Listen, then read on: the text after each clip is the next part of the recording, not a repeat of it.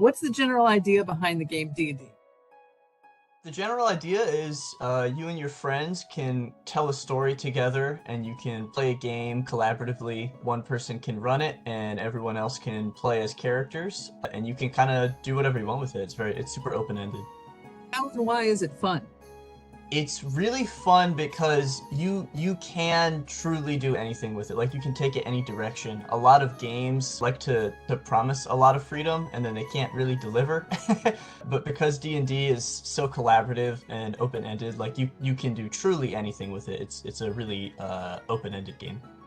What do you need to play the game? If you want to go bare minimums, all you need is paper and pencils. Ideally, you'll have some dice, but like if you want, they have the basic rules online for free. You can use dice rollers online, so you don't have to spend any money. If you want, you can buy some of the books that they sell. Again, dice are nice. Some people use maps and miniatures and stuff, but really all you need is like friends and then paper.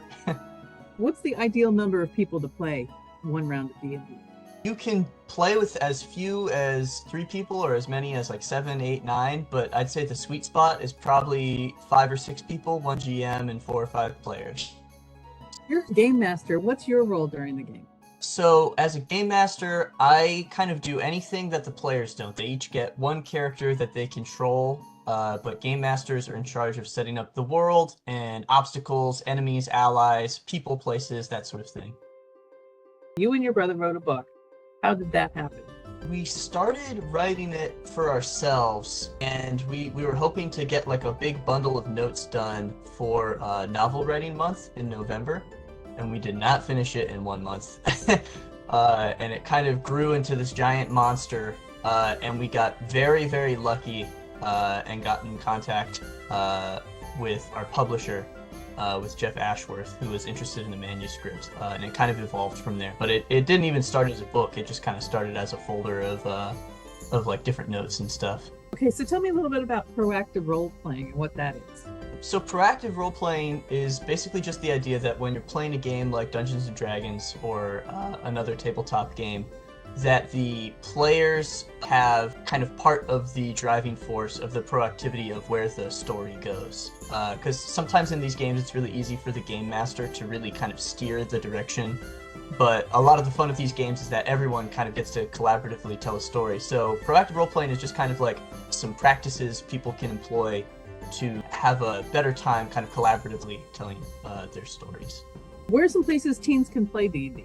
One great place is the library. There's also local hobby shops are a really good spot, and it's great to support them. They'll usually have like a dedicated night once per week for people to come in and play, or they'll have, places where people can put up flyers looking for groups. And in other places, if people are in high school or college, a lot of the time there's clubs that'll play D&D, or you can start one and play there after school.